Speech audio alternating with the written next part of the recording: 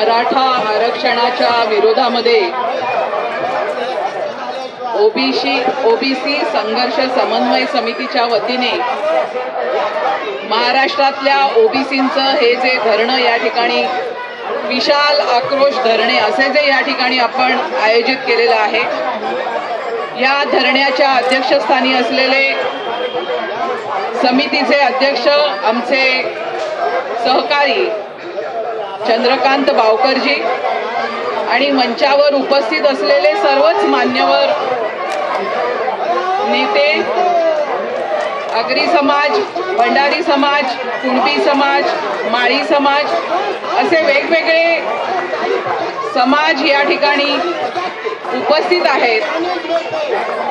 या धरण्याला उपस्थित झालेल्या माझ्या सर्व बंधू भगिनींनो,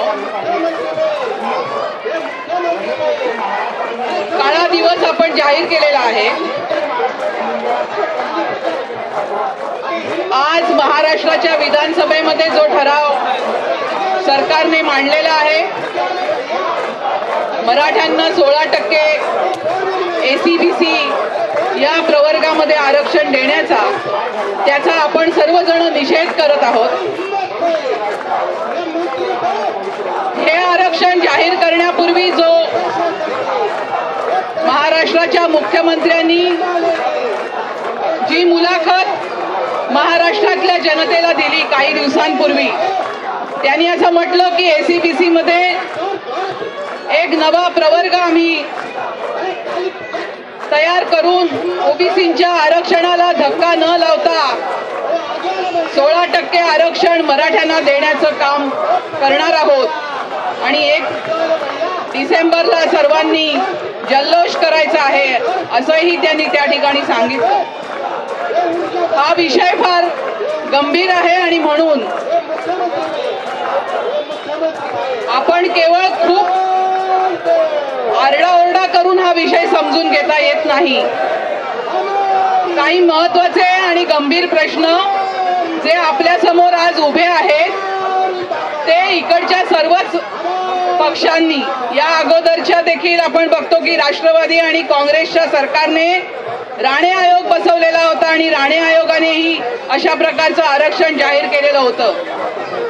त्यामुळे एकाला सोडायचं आणि दुसऱ्याला पकडायचं असा काही मुद्दा नाही आहे। या ठिकाणी हे सर्व प्रस्थापित पक्ष काय राजकारण करत आहेत, हे राजकारण आपण सर्वांनी समजावून घेण्याची गरज आहे। सर्वात महत्त्वाची गोष्ट अशी की एसीबीसीचा वेगळा प्रवर्ग असं जे काही महाराष्ट्राचे मुख्यमंत्री देशाला आणि महाराष्ट्राच्या जनतेला सांगत आहेत, हे शुद्ध फसवणूक आहे। कारण ओबीसी हाच मुळी एसीबीसीचा वर्ग आहे आणि अदर बॅकवर्ड्स आपण असं जेव्हा म्हणतो ओबीसी, तेव्हा त्याचं कारण इथे एससी आणि एसटीच्या पेक्षा वेगळं, अदर दॅन एससी आणि एसटी म्हणून आपण त्याला ओबीसी देखील म्हटलं। परंतु एसीबीसीचा प्रवर्ग हा जो आहे, हा ओबीसींचाच प्रवर्ग आहे, ज्याच्यामध्ये एसबीसी देखील येतं। त्यामुळे ह्या प्रवर्गामधून मराठ्यांना आरक्षण देण्याची जी काही भूमिका महाराष्ट्राच्या मुख्यमंत्र्यांनी या ठिकाणी मांडलेली आहे, ही शुद्ध फसवणूक आहे, हा शुद्ध खोटारडेपणा आहे आणि म्हणून हे जे काही चाललेलं आहे याचा आपण निषेध तर करतो आहोत, पण ही लढाई निव्वळ ओबीसीच्या आरक्षणाची आहे असं मी मानत नाही। याचं कारण असं की आरक्षण कोण देऊ शकतं? आरक्षण काही एखादं 5 वर्षासाठी निवडून आलेल्या सरकारचा कार्यक्रम असू शकतो का? आर्थिक विकासाचे अनेक कार्यक्रम असतात, शैक्षणिक, शेतकऱ्यांचे प्रश्न असतात, वेगवेगळे प्रश्न असतात ज्याच्यामध्ये सरकार धोरण आखतं। परंतु आरक्षणाचं धोरण हे भारताच्या संविधानाने देशाला आणि देशातल्या सर्व ओबीसी, एससी, एसटी जे कोणी मागासवर्ग आहेत या ठिकाणी त्यांना दिलेलं धोरण आहे। जी काही मनुस्मृतीच्या व्यवस्थेने इथे एक उच्च नीचता निर्माण केली, त्याच्यामुळे शैक्षणिक आणि आर्थिक दृष्ट्या आणि सामाजिक दृष्ट्या मागासलेले जे सारे समूह आहेत, त्या सर्व समूहांना या देशामधल्या सर्व ठिकाणी म्हणजे शिक्षणामध्ये, नोकऱ्यांमध्ये सत्तास्थानावरती प्रमाणशीर आमच्या जिसकी जितनी संख्या भारी उसकी उतनी भागीदारी या भूमिकेमधून म्हणजे आपली जेवढी संख्या आहे त्या संख्येच्या प्रमाणात आपल्याला प्रतिनिधित्व मिळालं पाहिजे या भूमिकेमधून आपल्याला आरक्षण धोरण दिलेलं आहे। तो गरिबी हटावचा कार्यक्रम नाही। या ठिकाणी गेल्या 70 वर्षात महाराष्ट्राच्या राज्यकर्त्यांनी जे मुख्यतः या ठिकाणी मराठे राहिले त्यांनी जी काही धोरणं या देशामध्ये महाराष्ट्रामध्ये राबवली त्याच्यामधून प्रचंड गरिबी आणि सामाजिक विषमता महाराष्ट्रामध्ये निर्माण झाली आणि त्याचे बळी आपण बघतो आहोत की आज या ठिकाणी मराठा समाजामधले जे गरीब आहेत शेतकरी आहेत ते देखील त्याचे बळी आहेत। या ठिकाणी सामाजिक शास्त्रज्ञांनी जी काही पाहणी केलेली आहे, सुहास पळशीकर नावाचे एक सोशॉलॉजिस्ट आहेत ज्यांचं पुस्तक महाराष्ट्राचे राजकारण म्हणून प्रसिद्ध झालेलं आहे, त्याच्यामध्ये एक आकडेवारी आहे। ही आकडेवारी मी आपल्याला या ठिकाणी सांगायला मागते की 56 सालापासून 14 सालापर्यंत 60 वर्षामध्ये महाराष्ट्रामध्ये जे 17 मुख्यमंत्री झाले त्याच्यापैकी 12 मुख्यमंत्री मराठे होते। 65 सालापासून 2004 सालापर्यंत 2430 आमदार झाले, महाराष्ट्राने निवडून दिले। त्याच्यामधले 1362 म्हणजे 55% आमदार हे मराठा होते। या देशामध्ये ज्या काही शिक्षण संस्था आहेत, महाराष्ट्रामध्ये ज्या काही शिक्षण संस्था आहेत त्यातल्या 54% शिक्षण संस्था मराठ्यांच्या ताब्यामध्ये आहेत।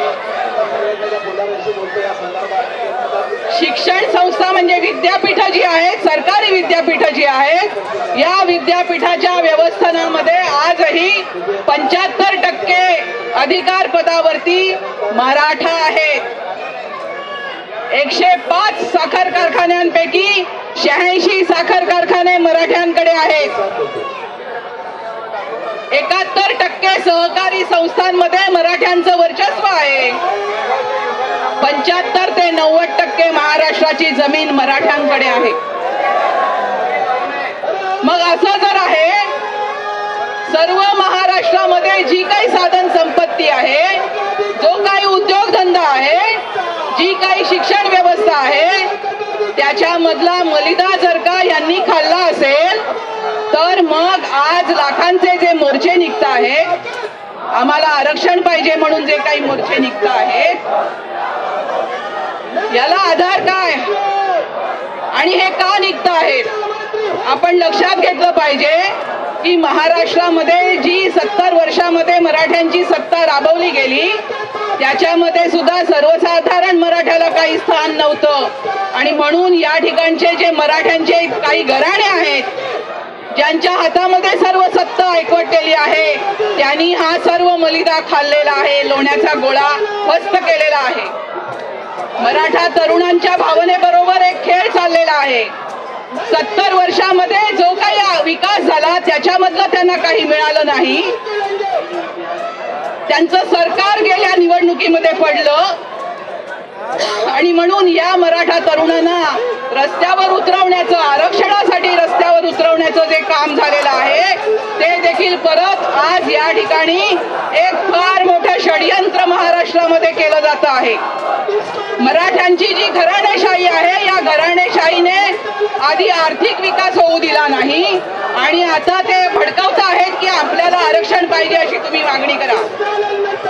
परंतु जर का मराठा समाजातल्या गरिबांचा विकास करायचा असेल तर त्याच्यासाठी आरक्षण धोरण हा मार्ग असू शकत नाही आणि तो मार्ग एवढ्यासाठी असू शकत नाही की मराठा समाजाकडे ही जी काही साधन संपत्ती एकवटलेली आहे याच्यानुसार अगोदरच्या सर्व आयोगांनी मराठा समाज हा शैक्षणिक आणि आर्थिकदृष्ट्या सामाजिकदृष्ट्या मागासलेला नाही अशी भूमिका घेतलेली आहे आणि राजकीय दृष्ट्या तर तो अजिबात मागासलेला नाही।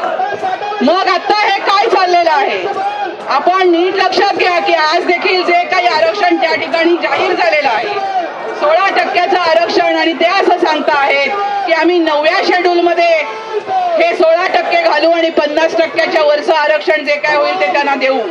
परंतु वस्तुस्थिती अशी आहे की मराठ्यांचे एक नेते कोळसे पाटील यांनी आता नवीन एक पत्रक जाहीर जे केलेलं आहे त्यांचं म्हणणं असं आहे की सुप्रीम कोर्टाने 9व्या शेड्यूलमध्ये घालून जे काही वाढीव आरक्षण मागितलं जातं त्याला बंदी घातलेली आहे 2007 साली.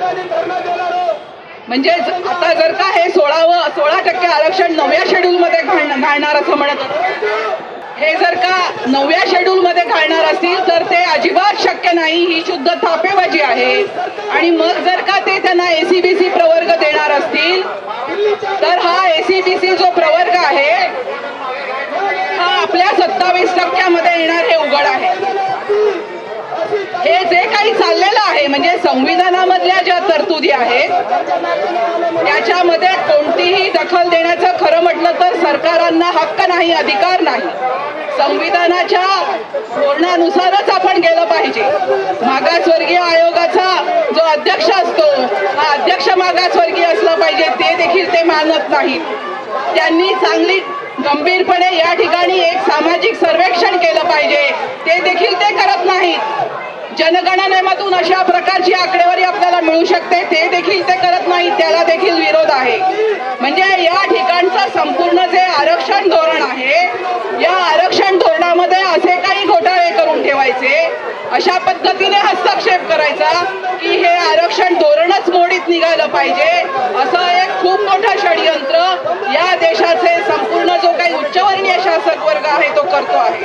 हे अत्यंत गंभीर आहे. सरकारला ह्या प्रकारे अशा प्रकारे संविधानाचे जे काही नियम आहेत त्याच्यामध्ये हस्तक्षेप करण्याचा अधिकार नाही. त्यामुळे ही लढाई ही फक्त ओबीसी विरुद्ध मराठे अशा प्रकारची लढाई आहे असं मी स्वतः मानत नाही. ही लढाई आपल्या सर्व या ठिकाणच्या एससी एसटी ओबीसींची लढाई आहे. आरक्षण धोरण वाचवण्याची लढाई आहे.